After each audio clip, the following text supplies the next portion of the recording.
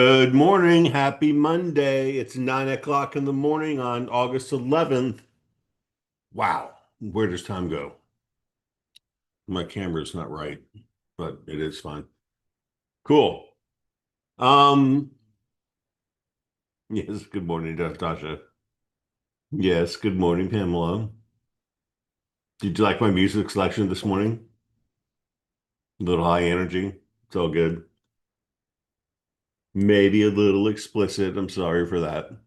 Hey, I want to say thank you to everybody who attended our um, top agent event on Friday. It was so nice to see everybody again because we haven't done that in a year.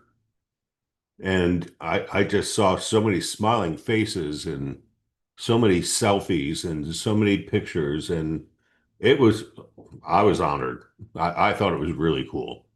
Can't wait to do that again. So we're going to get back to doing those type of things because it's worth it. So that being said, I'm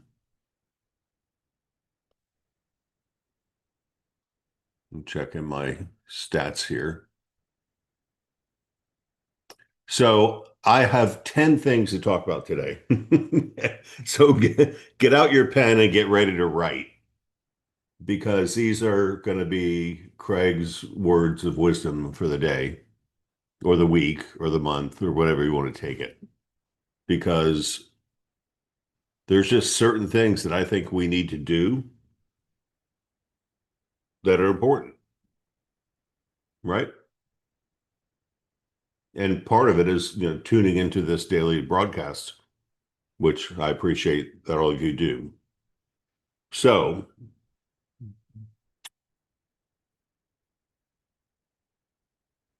I wrote down before I get started, I wrote down that a close is a natural end to a good presentation.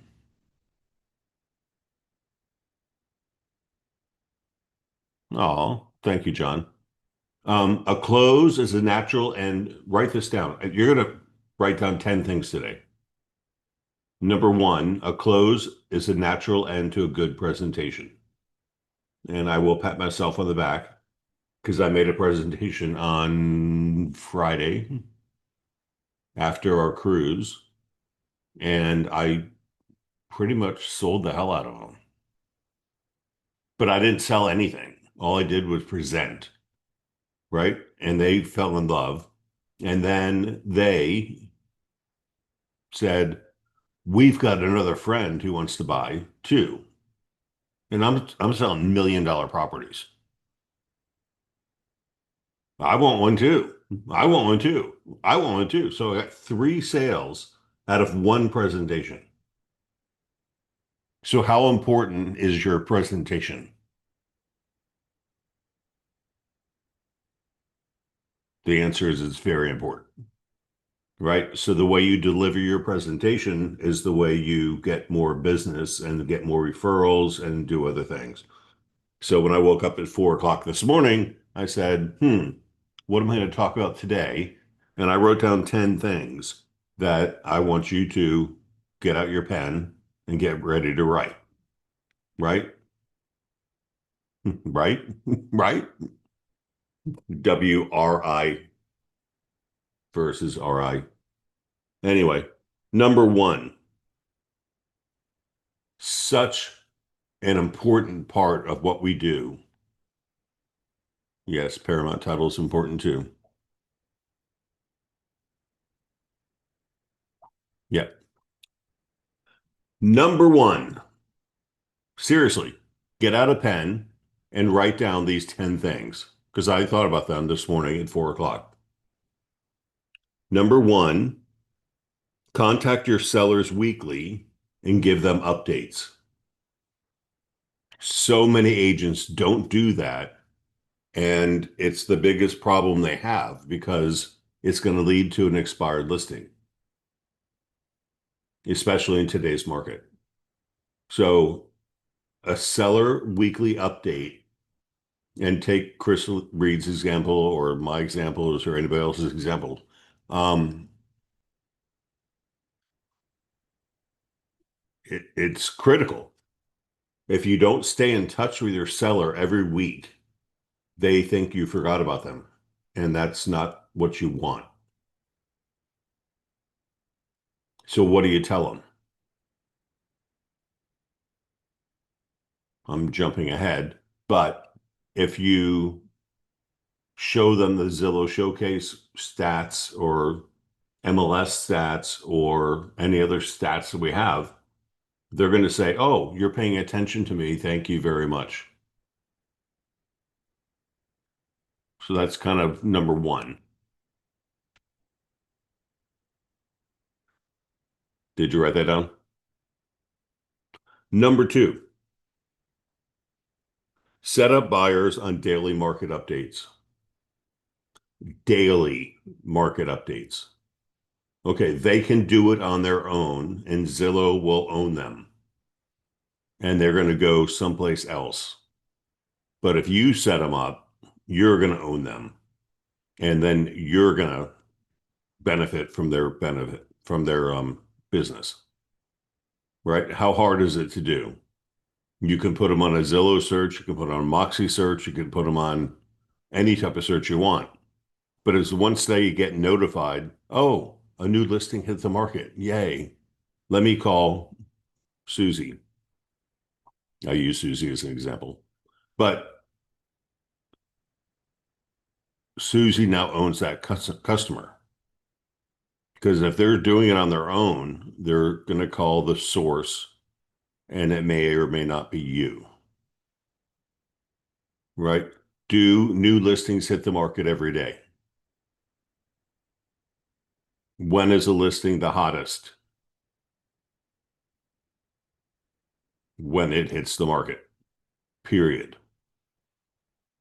So you need to put all your buyers on new listing searches so they know what's going on. So that's number two.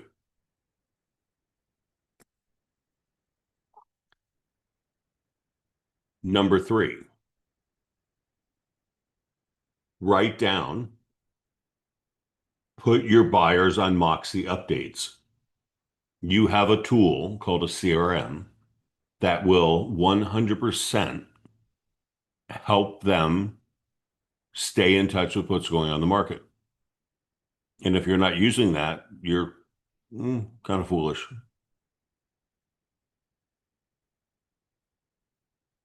So number three is put them on a Moxie update so they know what's going on. And Moxie updates are going to do what? They're going to talk about price changes, price reflections, all the different things that happen in the marketplace. And nothing here is complicated, but it has to be done, especially now, because we're going to deal with a market that had a third less sales than we did the year before. And thank goodness we're doing better than the market, but we can still do better. And that's going to happen. Number three,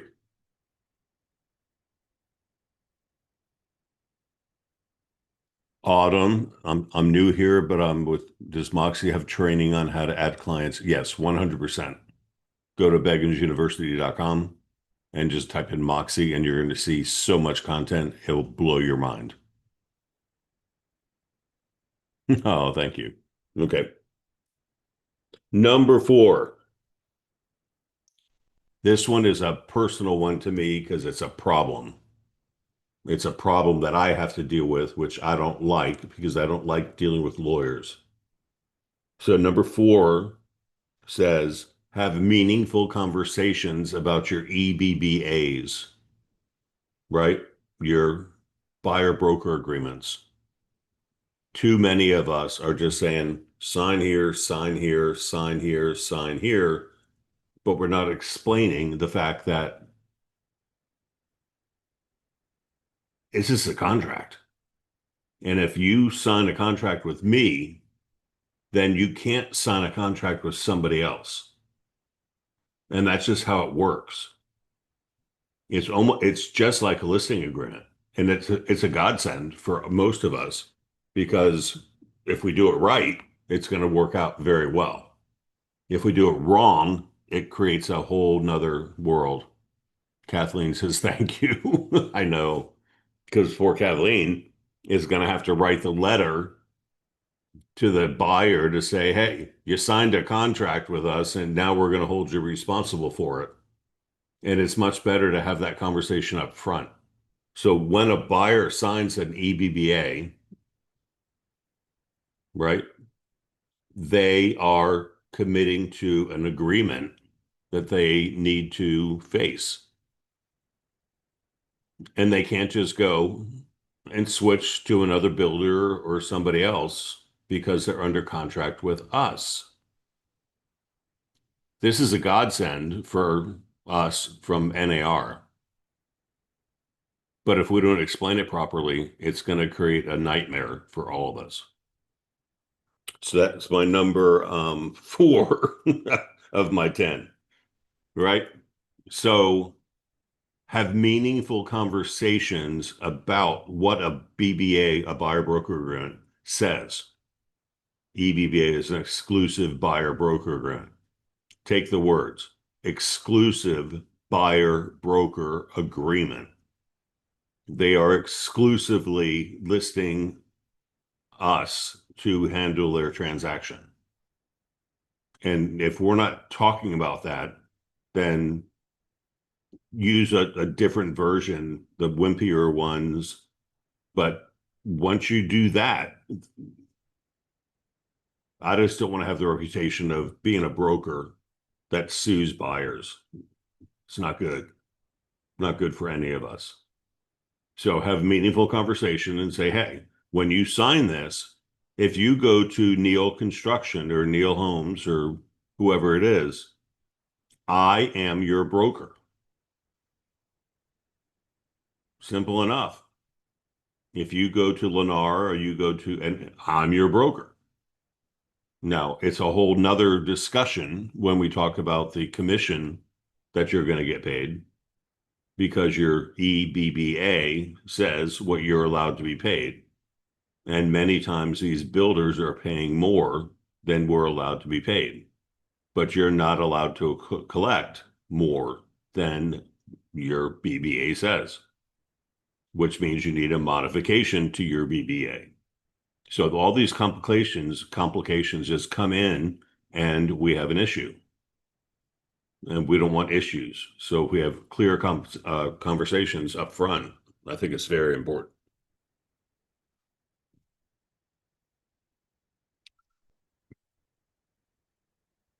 I wrote down number 5. Set up showing time for your listings.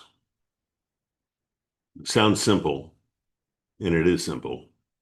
But for your seller to get notified that there's a showing coming, and then for that agent to share comments about the showing is huge, totally huge. But so many of us are not using showing time, and it's pretty much free. Doesn't cost anything. It's provided by the MLS, and it sets you up for success. So you can show your seller later that, oh, yeah, we had 10 showings, and here's the feedback they gave, and blah, blah, blah, blah, blah. That's all it. So that's number 5. Now, if you don't know how to use showing time, I don't think we have anything in our training site for showing time, but MLS does. So learn how to use showing time and then use that to make your presentation a little bit better. Oh, here's my favorite. Number 6. Are you guys writing this down? 1, 2, 3, 4, 5, 6. There's 10. We'll end at 10. 6 says, thank you, Vicky. Use Zillow Showcase.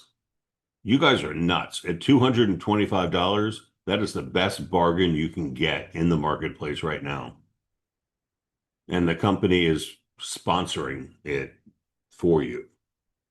So if you're not using showing time and taking those reports and sharing them with your seller, you are missing a huge opportunity.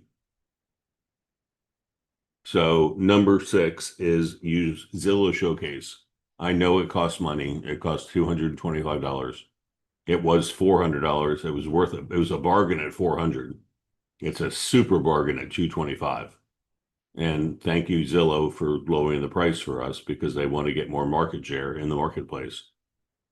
And we're only going to limit the showings or the exposure to 10% of whatever's available. So you're going to be one of 10% of the top agents performing in the marketplace when you use Zillow Showcase. Huge benefit.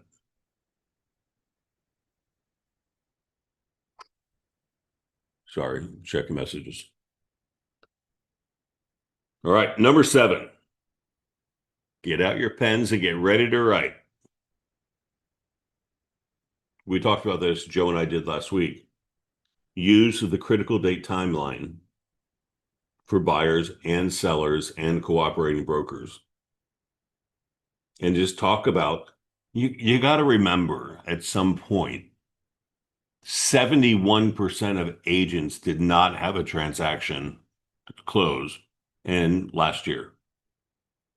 So that means 71% of agents you're working with right now have not had a closing. They don't know what's going on, and it's not our obligation to teach them, but it is our obligation to teach our buyers and sellers about what's going on. So the more we can empower, educate, and encourage the consumer, the better we are. So using a critical date timeline says, hey, these are your critical dates. These are your seller obligations. These are your buyer obligations. And this is what you're responsible for doing. Oh, thank you for letting me know what I'm supposed to do. And there's 2 forms. One is the as is, and one is the regular. And they're different, and they have different responsibilities and different obligations. But if you follow that timeline, even if you just verbally discuss it with them, it's a huge difference for them. So that's number 7.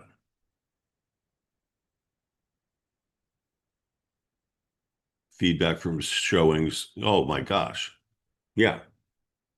Feedback from showings helps sellers hear with an ear what buyers think about their price. That's what we need to share. It's okay. Number 8, this gets a little more detailed, but let's call it what it is. Ask for your real satisfied surveys and Zillow reviews on every closing. If you don't ask for them, you're not going to get them. And if you ask for them, chances are you're going to get them. And then they come through because I've got 3,500 in my inbox about how many reviews. And you see at sales meetings on Tuesdays when I go through and I say, you guys do an amazing job. Really, you do an amazing job. I can't find a negative review. I don't look for them, but I can't find one. So super proud of all of you. And if you don't ask for them, you don't get them. But there's 2 sections. One is real satisfied, which feeds the other sites too. But your Zillow reviews are important as well, right? So you have to make it a little bit easier for them to get through that part of the process. That's number 8. Number 9. Okay, ready? Put your past clients on follow-up campaigns.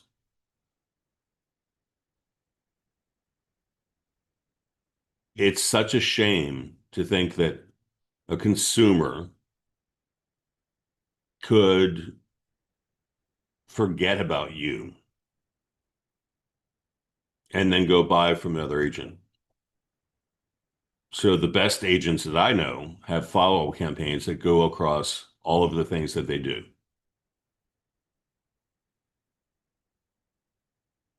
So John and Mary buy a house from you, and you put John and Mary on a follow-up campaign, and it's email. I get it.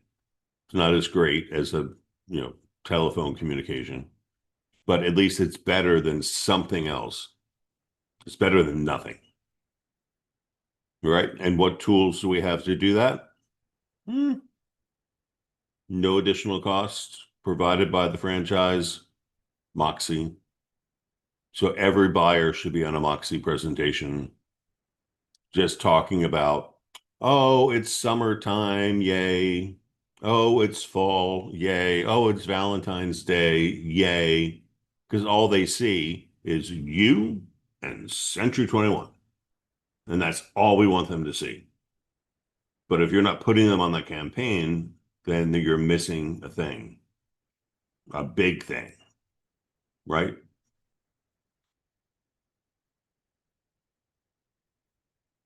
That was number 9.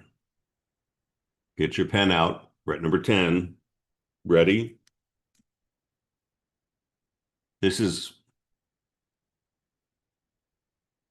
Lauren says PCC is a must, and I do remind Media Magazine and my lender partner splits the cost with me on that. It works. Yeah, and you got partnerships you can partner with for sure. House anniversary cards. Yeah. Happy anniversary. All kinds of things you can do out there. All right, number 10, the last one I wrote down for today is master dot loop and MLS. You just have to invest the time to figure those things out because it's complicated, and it is. And I do it often. I call Sam and say, Sam, help me. And she helps me. And Sammy's like really good about that. But mastering MLS and dot loop are two things that just really should be prevalent because both of those tools have so many resources that can help you run your business, right? Whichever MLS you're a part of, it doesn't matter, right? They all have systems, they all have tools.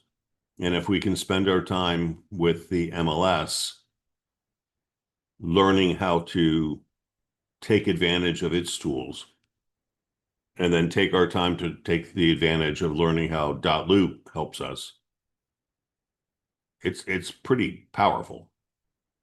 There's nothing that you need that you don't have. So that was my 4 o'clock in the morning thought this morning, was to write down 10 things that would be important. Autumn, if you have time, can you repeat number 7? Oh, yeah. Well, I did a class on number 7 with Joe on Friday. So if you go to Angelique will send out an email on Monday. If not, you can go to Beggins University or you can go to Facebook and see it. But the critical date timeline talks about the critical dates, which is only like 10. And then it talks about the seller's obligations and the buyer's obligations to what they have to do to honor the terms of the contract, right? And to share those facts with the consumer educates them so they know what to do. So once again, on Friday last week, Joe and I covered that. So it'll be on Facebook, it'll be on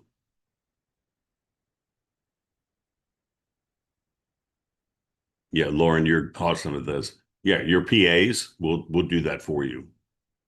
Your personal assistants. They're an additional charge. In the Zillow showcase, the viewer can click on contact or contact agent.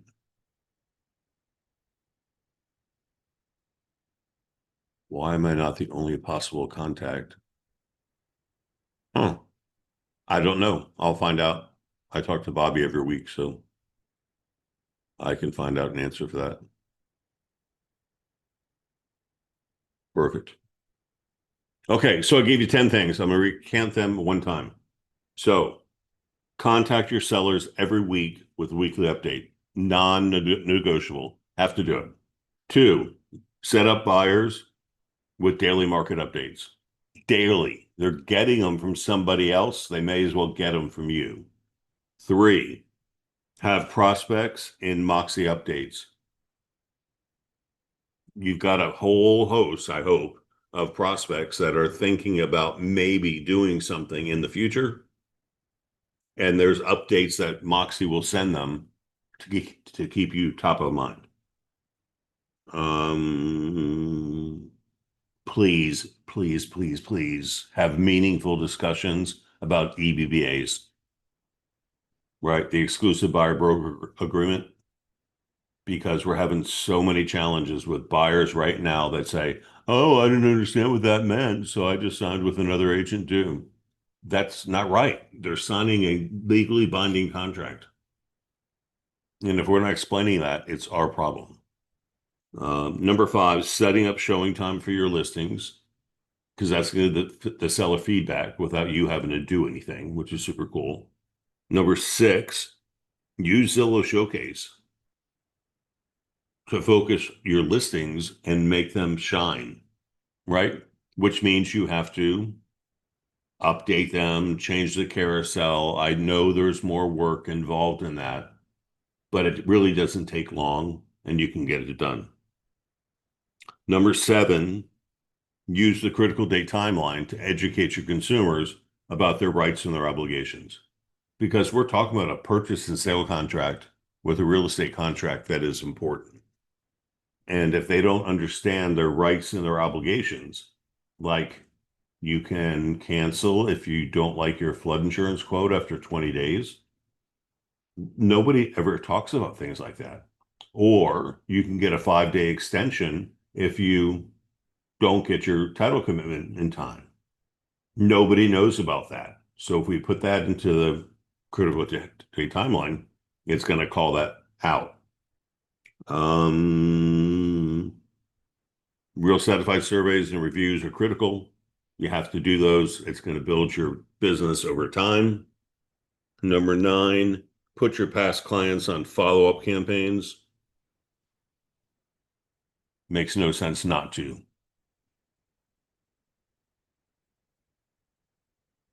I'm sorry, reading comments.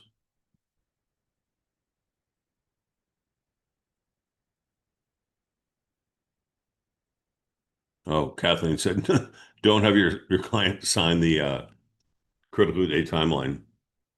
Just explain it to them. That's fine. Thank you, Joe. We'll talk about that in a minute. Number 10, you really need to spend some time to master .loop and the MLS because those two things are what make us really professional. So that was my 10 points for the day. And then Joe just reminded me, office hours start at 10:45. No, it's not 10:40, 9:45, I think it is. Yeah, it's 9:45. And that's just a time for us to have open communication and talk about different things. There you go. Yep, 9:45. It is. So there's a special email that came out to you right now. You can watch that and we'll sign on in 15 minutes and just have open discussion on what we're working on. Cool. That's it. It is August 11th. Can you believe it? And we are on fire. So keep it going. Check those hot sheets every day. See you tomorrow at sales meeting.